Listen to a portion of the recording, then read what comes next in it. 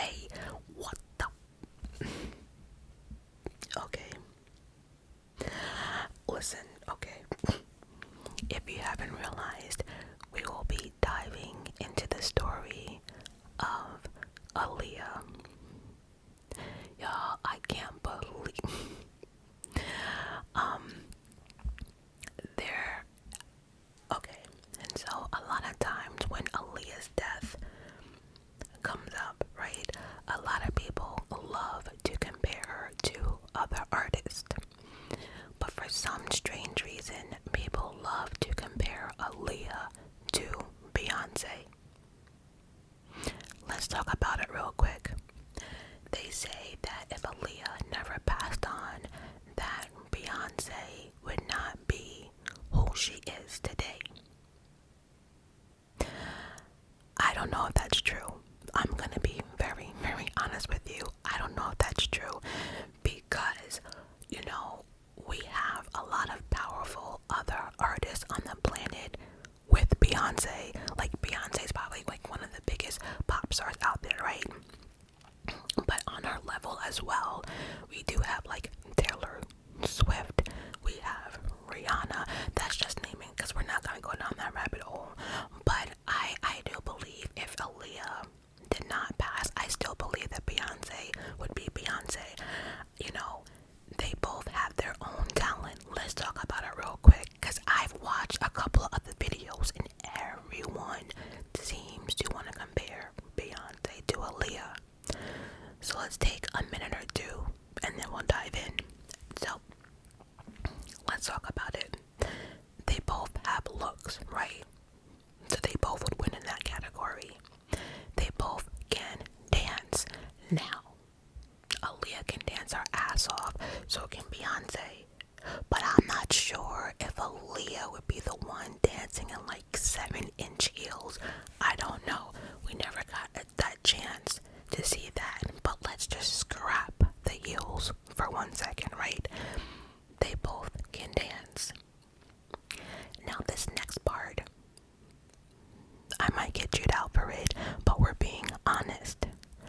Vocals. They both can sing. Let's not get it twisted, right? But if we're gonna put Aaliyah into a singing competition with Beyonce, she wouldn't win. Let's call it as it is. Beyonce's song, her breath control, her songs, did I say her breath control? Her vocal range is out of this world. Like, holy fuck. If you watch a couple of Beyonce's videos, Beyonce also has that whistle like Mariah, but she's smart enough not to fuck up her vocals by using it all the time. Beyonce's range from her lower range to her high pitch is ridiculous, right? That being said, you don't have to have a Beyonce's voice to succeed in this industry. You know, we have a Britney Spears. You know, we have a J-Lo. Let's talk about it. J-Lo do not have any vocals, but let's be realistic. J-Lo can act and she can perform her ass off, right? So back to Beyonce and Aaliyah, right? So vocal range, I don't think Aaliyah can match that, but I do believe that they both can put on a show. They both were in movies. Let's talk about it. Beyonce needs to take several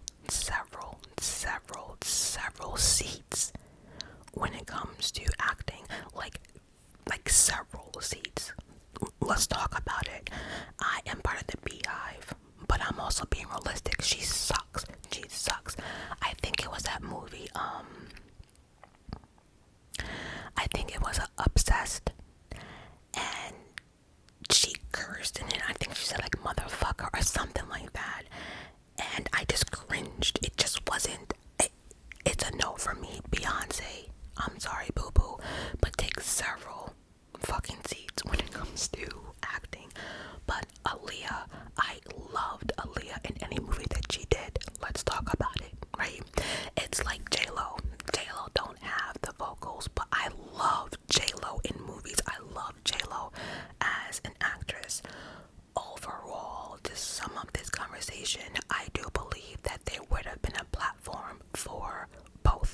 Aaliyah and Beyonce and still Rihanna and still Taylor Swift and everyone else. There's a platform for everyone.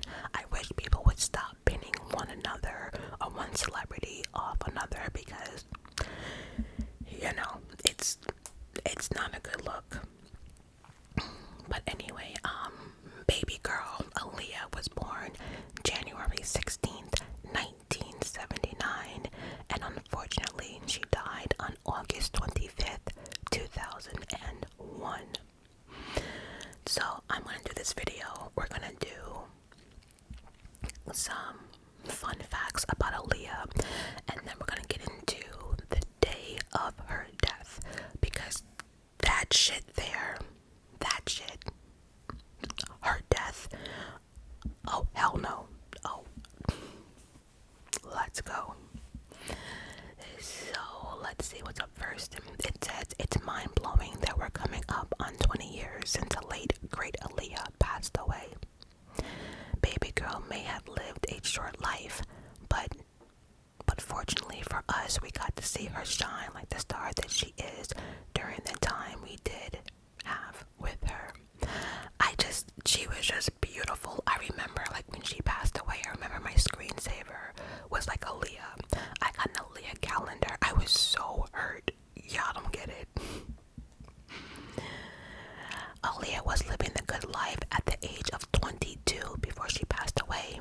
She was engaged to Dame Dash, Rockefeller, finishing up her self-titled third album and making her mark on the film industry after starring in Romeo Must Die. Loved it. Queen of the Damned. Loved it. Before tragedy struck.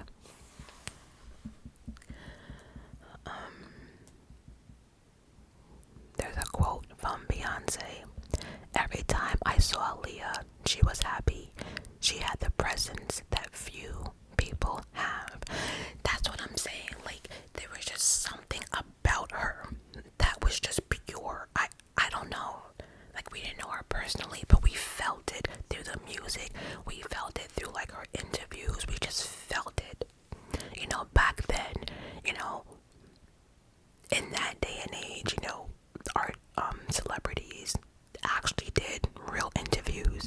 They don't do that shit now. They do, like, TikTok. But let's go on.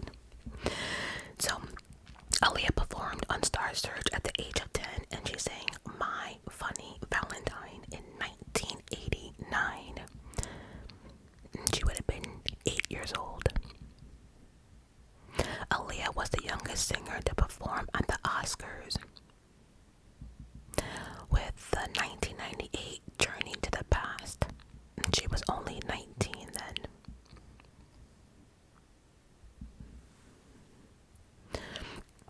Aaliyah's name means highest.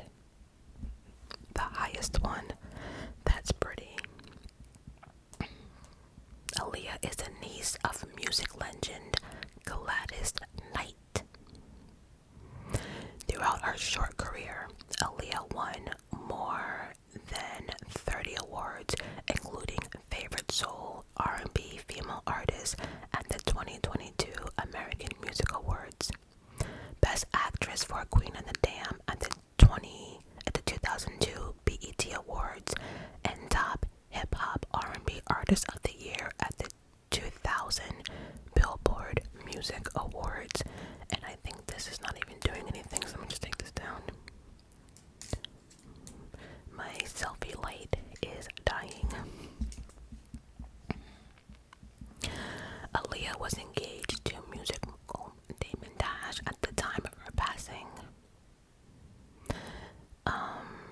The video treatment for her 4-page letter was written by her brother, Rashad. And she only had a brother. It was just them two, Aaliyah and Rashad. Aaliyah modeled for Tommy Hilfiger. She was real-life best friends with Quincy Jones. Quincy Jones's daughter. She once had a bet with Missy Elliott about who would wear a dress first, because Aaliyah rarely wore one. You know, she wore that dress in, I think it's called Are You That Somebody? That's probably one of my favorite videos of hers, and One in a Million is my Rock the Boat too, though. Rock the Boat. Oh, Aaliyah. Oh my god. Her final interview was on 106 in Park just 5 days before her passing. That's eerie as fuck. She was considered for the role of Alex in the 2000 Charlie's Angels film. The role went to Lucy Liu because the filmmakers thought Aaliyah was too young.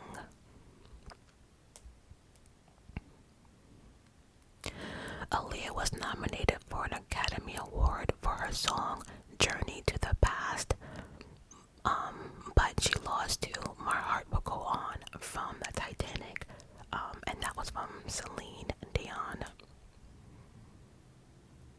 She wore her hair covering her left eye, which was a homage to silver screen actress Veronica Lake's, who trademarked peekaboo hair was swarm over her right eye, so Aaliyah put it over her left.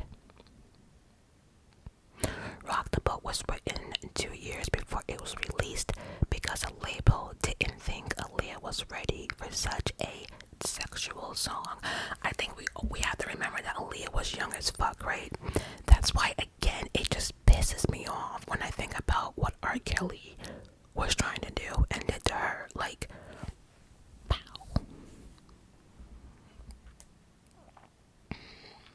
She was also set to play the title character in Honey, but the role went to Jessica Alba after her passing. She would have done great in that film. A dancing film, like I said, Aaliyah can dance her ass off.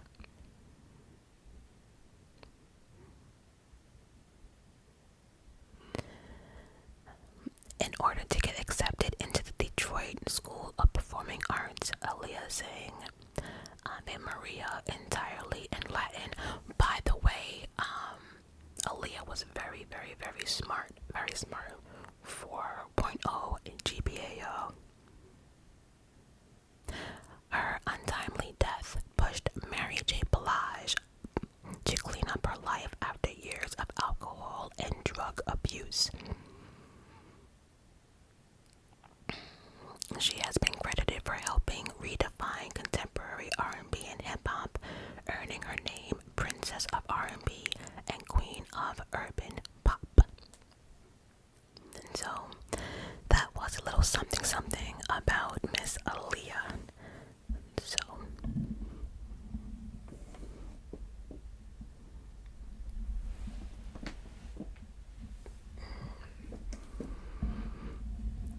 had to stretch it out. Alright, so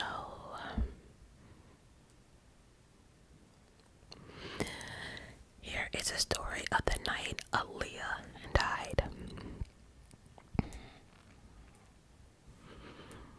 Okay, on August 25th, 2001, Aaliyah and 8 others boarded a small twin-engine plane in the Bahamas. It was headed to Opa-locka Airport in Florida. The flight was only an hour and 20 minutes, so Aaliyah and the team were eager to get back. They were exhausted after working hard on the Rock the Boat video shoot, and Aaliyah wanted to get home to see her mother, who had eye surgery and couldn't come to the shoot. They also said, it says here, Aaliyah's family regularly attended her video shoots, and her brother usually helped with all decision making, but this trip was the first trip that none of her family was present. Damn, it's always one of those, and I need to make it clear that Miss Aaliyah hated flying, right? Hated flying, and the Rock the Boat video was actually being filmed in Florida.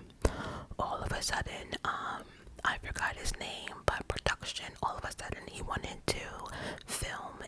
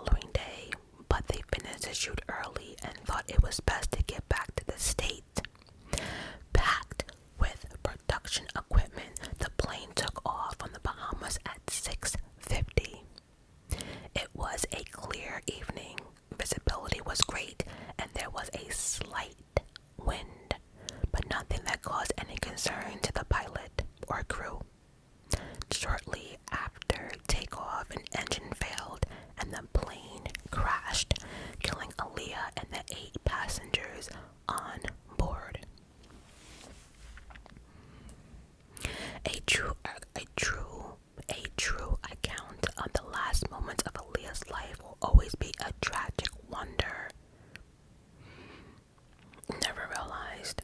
Her death sparked instant conspiracy theories that spread across tabloids and newspapers worldwide. The internet was in its infinite stages, so you know, Facebook and all that was just starting out. So no Twitter hashtags, no Instagram feeds, just the news, and they didn't know much. But in the last 20 years, new light has been shed on the tragic accident.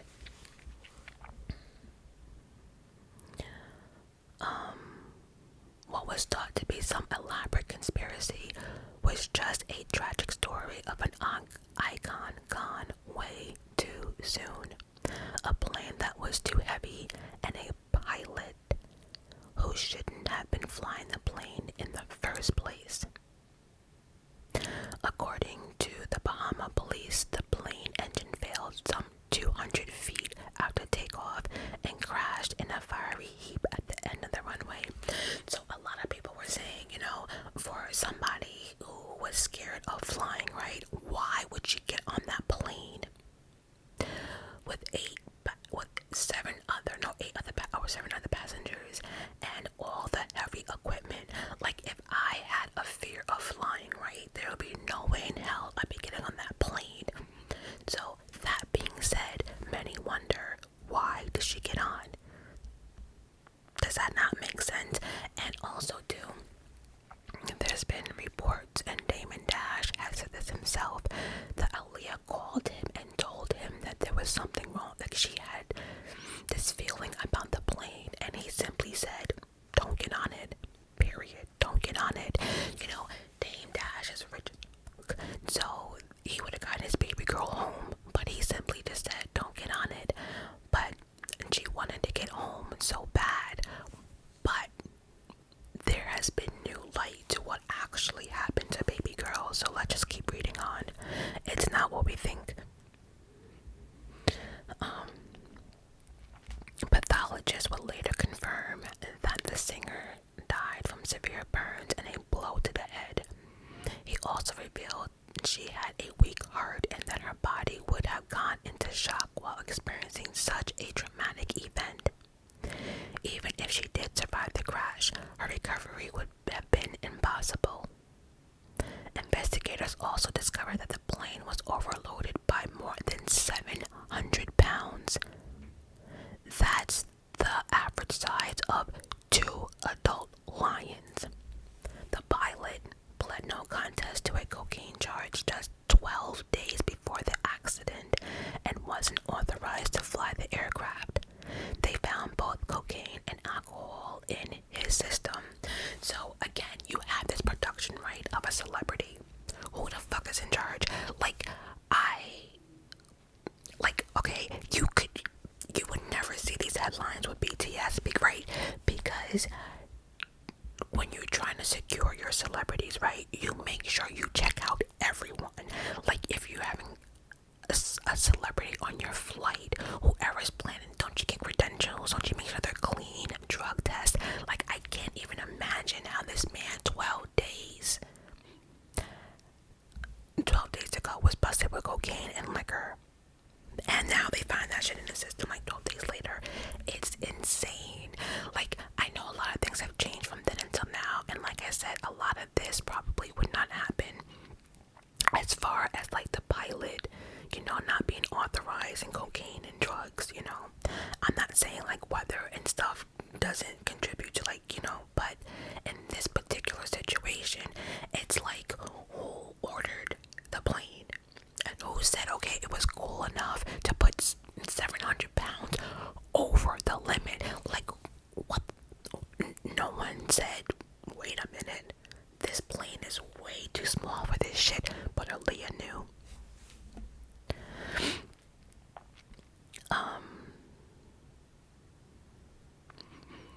And the sad thing about it is, if you don't know, that she died in August, and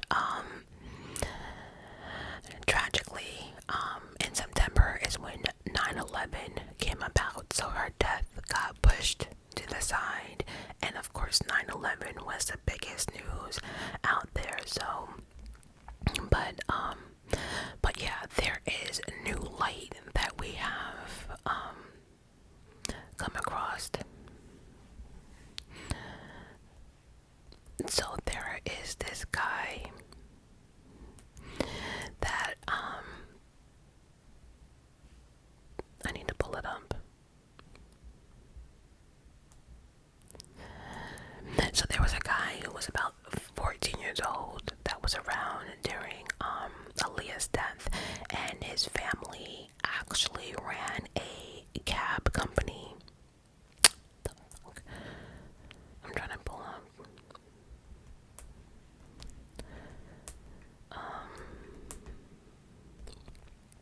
So yeah, his family owned a cab company. Right here it is. I wanted to find an article to read to you guys because the one that I had is telling me now that I have to pay to read it, and I'm not paying for shit. So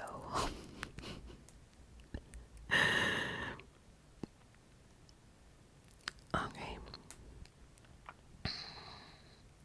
Alright, so we spoke about the pilot that they did a toxicology report. They found alcohol and cocaine in his system.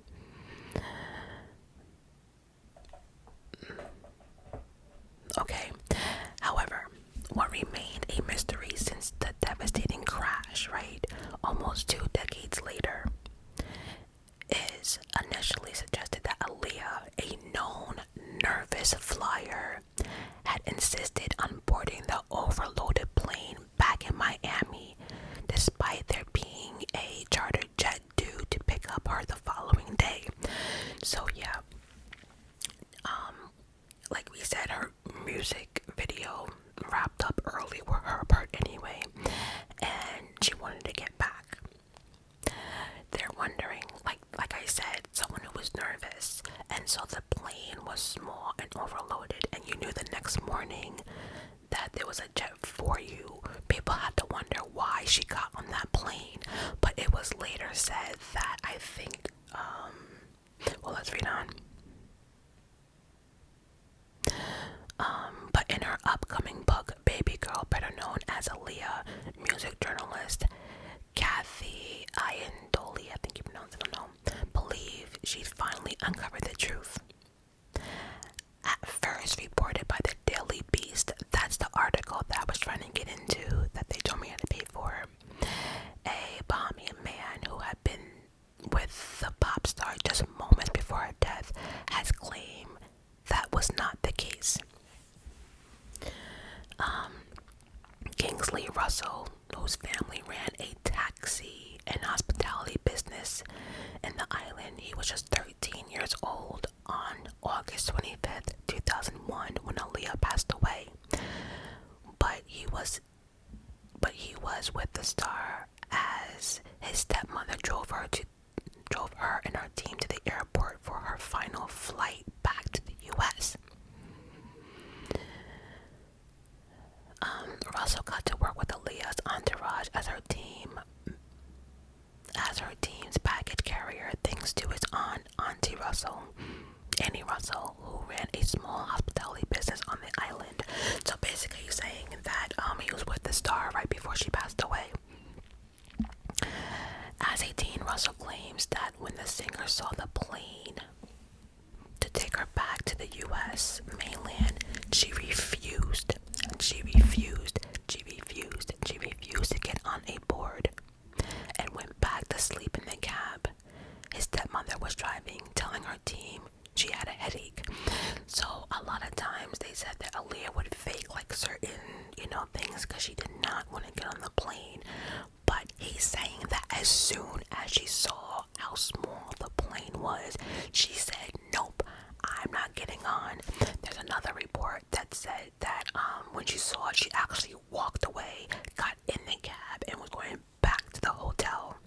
And that's when I think she called Damon Dash, was like, no, this is snap, whatever.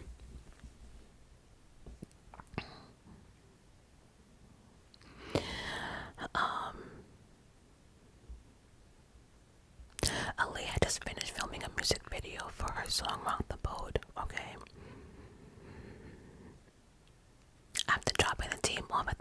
airport, Aaliyah had concerns about the aircraft after hearing that it would be overweight.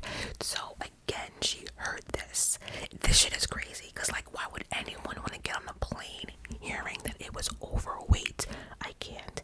Feeling a little under the weather and suffering from a headache, she decided to spend time in the back of the cab with the air condition, leaving the crew to sort out the problems.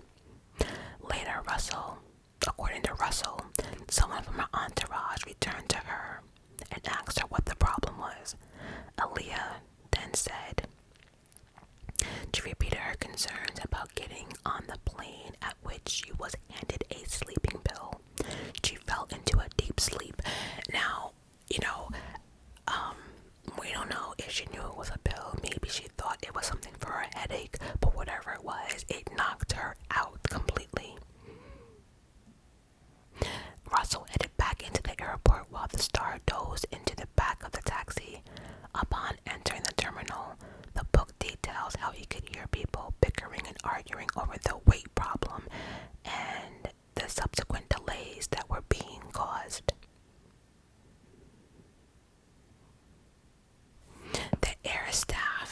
The airport staff and Aaliyah had the common sense that the plane was overweight. 2 hours later, the pilot once again advised there was too much cargo for the aircraft. Even coked up pilot knew this shit. He was backed up by baggage handlers at the airport, but then an argument ended abruptly and the pilot agreed to continue with the trip. See people's intention. You knew something was wrong. All the while, Aaliyah was fast asleep in the back of the taxi van, completely unaware of what was going on inside the airport terminal. Russell details how Aaliyah was brought out of the van and carried onto the plane despite her earlier reservations. She was still knocked out from whatever pill she was given. They took her out of the van. She didn't even know she was getting aboard the plane. She went on the airplane asleep, so they carried her on a plane and she was knocked out. Moments later, the aircraft was ready to depart and began hurtling down the runway. It was airborne for less than 1 minute before it came crashing down a couple of 100 feet from the end. Although some on board survived the initial crash, including Aaliyah's bodyguard and hairstylist, within hours they were all dead. Aaliyah's body was found still strapped into her seat about 20 feet away from the wreckage.